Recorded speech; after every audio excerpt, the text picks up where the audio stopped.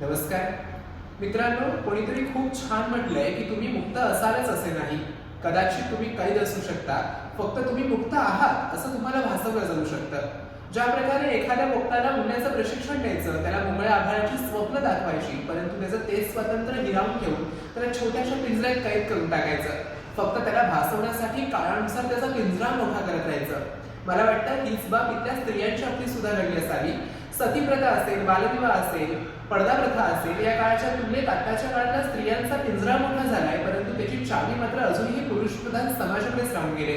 परंतु या समाजाला कुठेतरी मागे टाकत स्वतःच्या हरवलेल्या लेखणीला, स्वतःच्या गमावलेल्या आत्मसन्मानाला परत मिळवण्यासाठी या स्त्रियांनी धगधगणारं दिव्यकुंड पार केलं. तेव्हा कुठे जाऊन ते मुख्य प्रवाहात आलेलं पाहायला मिळतात. मग घराच्या सीमेपासून थेट देशाच्या सीमेवर लढण्याचा प्रवास असेल, इतकंच नव्हे तर अंगणापासून थेट अवकाशापर्यंत जिंकण्याचा प्रवास असेल, स्त्रियांनी पुरुषांच्या खांद्याला खांदा लावून पूर्ण करून दाखवला. कला, क्रीडा, साहित्य, विज्ञान, तंत्रज्ञान, कृषी यासारख्या सगळ्या क्षेत्रामध्ये स्वतःचं अस्तित्व निर्माण करून स्त्रियांनी पारतंत्र्याला झुगारून लावलं आणि यासारखे अनेक पिंजरे तोडण्याचं सुद्धा काम केलंय. आणि म्हणूनच स्वतःच्या कर्तृत्वावर विश्वास ठेवून स्वतःचं ध्येय साध्य करणारे या स्त्री शक्तीला माझा सलाम आहे. थोडक्यात तोच विषय बोलण्यासाठी मी आपल्यासमोर उभा आहे. नमस्कार. स्पर्धा कोड क्रमांक 31 शिवम जाधव विषय मांडतोय. तुझ्या शक्तीला सलाम, तुझ्या कर्तृत्वाला सलाम, तुझ्या ध्येयाला सलाम. मित्रांनो, स्त्रियांचा शक्तीचा, त्यांच्या ध्येयाचा भूगोल जितका मोठा आहे ना, तितकाच त्यांचा इतिहास सुद्धा मोठा आणि तितकाच महान आहे. यादेवी सर्व भूतेषु शक्ती रूपेणी संस्थितः यांसारखी अनेक वाक्य स्त्री शक्तीचा महिमा आजपर्यंत गातच आले. पुरुषप्रधान समाजाने स्त्रियांवर केलेली अन्याय, अत्याचार, त्यांची केलेली गळचेपी किंवा त्यांना घातलेली बंधनं तोडण्यासाठी स्त्रियांनी किती महाभारत आणि किती रामायण झाले हे आपल्या सर्वांनाच माहिती आहे. मग लोकांनी कितीही शिव्या घातल्या, कितीही दगडफेक केली, तरी सावित्रीबाई फुले यांनी शिक्षणाची सर्व घरोघरी पोहोचवली. इतकंच नव्हे तर चूल आणि मूल याच्याही पलीकडे स्त्रियांचं आयुष्य असतं याची जाणीव स्त्रियांना करून दिली. कारण मित्रांनो, कसं आहे ना की मंदिराचा कळस आणि कळसावरील तो झेंडा सगळ्यांचं आकर्षण जरी असला तरी तोच मंदिराचा कळस जमिनीत पुरलेल्या दगडावर अवलंबून असतो. मला वाटतं सावित्रीबाई फुले यांचं कार्य सुद्धा त्या जमिनीत पुरलेल्या दगडासारखं आहे. कारण सावित्रीबाई फुले शिक्षणाचा पाया झाला तेव्हा कुठे जाऊन ही शिक्षणाची इमारत उभी राहिली आहे. आणि म्हणूनच सावित्रीबाई फुले यांच्या याच कर्तृत्वाला माझा सलाम.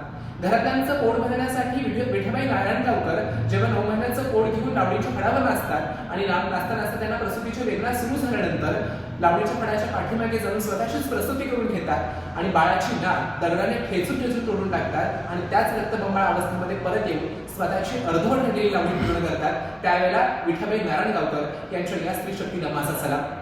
स्वतःच्या पायावर 48 रेल्वे गाड्या गेल्यानंतर स्वतःचे पाय कापले जाऊन सुद्धा स्वतःचं ध्येय साध्य करण्यासाठी अरुणिमा सिन्हा जेव्हा जगातल्या सर्वात मोठ्या पर्वतावर चढते आणि त्यात शिखरावर घेऊन भारताचा झेंडा फडकवते, तेव्हा त्यांच्या ध्येयाला सलाम.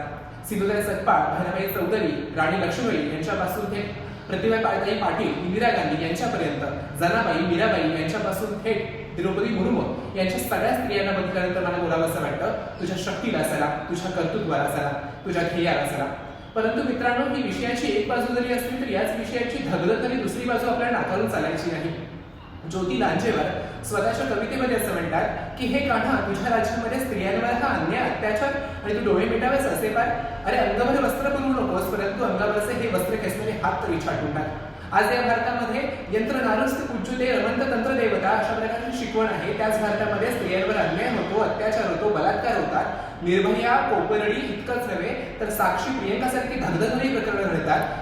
मणिपूरमध्ये स्त्रियांची नग्न धिंड काढली जाते, त्यांच्यावर बलात्कार केले जातात. त्यावेळी मला या समाजाला नाही तर या स्त्रियांना सांगावं असं वाटतं की द्रौपदी, अब काना नहीं आएंगे तुम्हें बचाने के लिए, अब तुम्हें खुद लढना होगा हातों में संशय लेकर. तुलाच तुझं स्त्रीत्व दाखवून द्यावं लागेल, तुझी स्त्रीची शक्ती दाखवून द्यावी लागेल. तुझं स्त्रीत्व तुझं ओझं नाहीये, तुझं स्त्रीत्व वाईट नाहीये, तुझं स्त्रीत्व तुझी ओळख आहे. कारण तुझं हे बाईपण भारी आहे आणि याच बाईपणाला माझा सलाम आहे.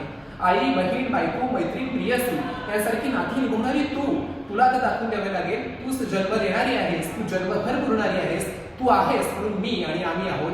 तूच तुला जन्म देणारी आहेस. तुझ्या वाचून हे वांझ पुरुषार्थ आहे. तुलाच दाखवून द्यावे लागेल. तुझं बाईपण भारी आहे आणि याच बाईपणाला माझा सलाम आहे. शेवटी इतकंच, करूया जागर स्त्री शक्तीचा, करूया स्त्रीचा सन्मान, स्त्रीचा जागर. हाच माफक आशावाद. धन्यवाद.